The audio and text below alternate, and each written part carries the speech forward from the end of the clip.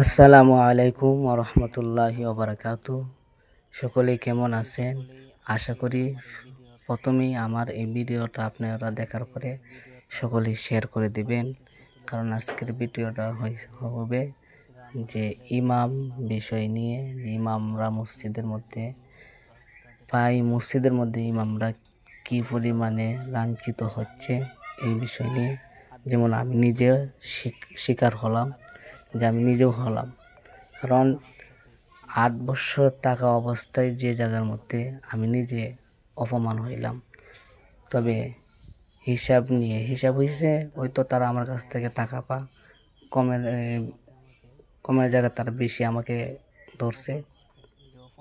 তবে এই টাকা বলছিলাম যে আমার কাছে এখন টাকা নাই, হয়তো আমি কিছুদিন পরে টাকা দেবো, কিন্তু তারা না মানার কারণে তারা বলতেছেন আজকে এই মুহূর্তে এখন এই টাকা দিতে হবে।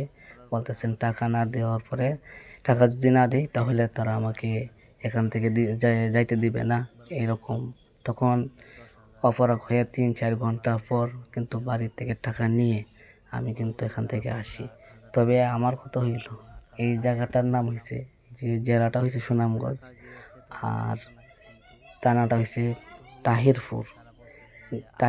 আরও কিছুদিন আগেও কিন্তু একজন প্রখ্যাত আলেমে দ্বীন কিন্তু এখানে অপমান হয়ে আসে। তাহিরপুর দক্ষিণ বরদল ইউনিয়ন, হলহলিয়া গ্রাম। তবে মসজিদটা হয়েছে সরকার বাড়ি জামে মসজিদ। আমার কথা হইল যে এখানে আমি বলছি যে আমাকে কিছুদিনের সময় দেওয়া হোক, তখন আমাকে বলছে না, সময় দেওয়া হবে না, টাকা আজকে দিতে হবে। এরকমভাবে বারবার আমাকে যত ধরনের কথা আছে সব কিছু কথা দিয়ে আমাকে অপমান করছে, বলছে। তারপরে আমার বাড়ি থেকে টাকা নিয়ে কিন্তু আমার আসতে হয়েছে। তে আমি বলতেছি যে 8 বছর থাকা পরে যদি সম্মান সম্মান থাকে না, তাহলে ইমাম সাহেবদের কতটুকু তারা মর্যাদা আছে, তারা কতটুকু সম্মানিত আছে। মুখে বলে যে তারা নেতা, কিন্তু আসলেই কিন্তু এটা মুখে বলে, কিন্তু কাজে কামড়ে কোনো কিছুই নাই, কারণ বাস্তব দেখেন। তাই বলতেছি, এখন আমার ইমামতি করা বা ইমাম হওয়ার নিয়ে কিন্তু আমার এখন একটু ঘৃণা চলে আসলো, যে আমার এখন আর মনে চাইছে না যে ইমামতি করতে।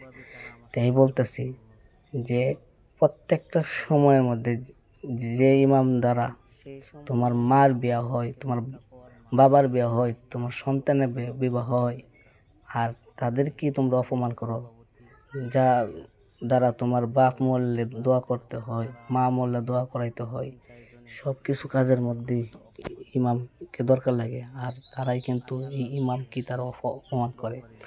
তবে এই রকম যদি হয়ে থাকে, তাহলে আপনারা বলেন যে গ্রামের যারা ইমাম আছে তারা কতজন শান্তিতে আছে? আসলে কিন্তু শান্তিতে নাই, তারা সকলেই কিন্তু আমার মতোই কিন্তু লাঞ্ছিত হচ্ছে।